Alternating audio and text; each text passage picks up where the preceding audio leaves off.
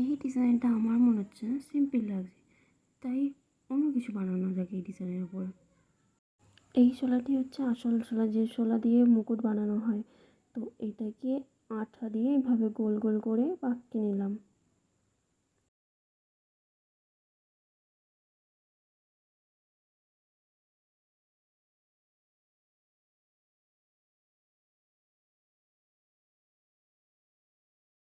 এরপর এগুলিকে আঠা দিয়ে ওই আম ডিজাইনের মাঝে বসিয়ে নিলাম।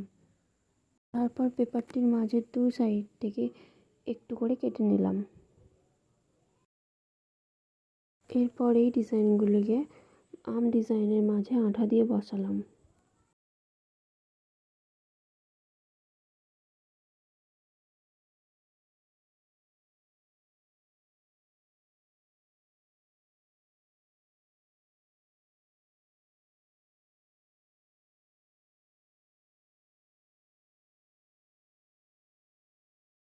কমপ্লিট।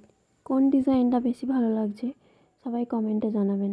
আগে ভালো লাগলে একটা লাইক করে দেবেন।